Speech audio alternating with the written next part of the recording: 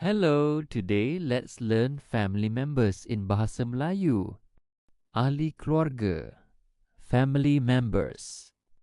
Keluarga family, ini keluarga saya, this is my family. Ayah atau bapa, father atau dad, ini ayah saya, this is my father. Ibu, emak, mother, mom, ini ibu saya, this is my mother. Abang, older brother, abang saya tinggi. My older brother is tall. Kakak, older sister. Kakak saya baik. My older sister is kind.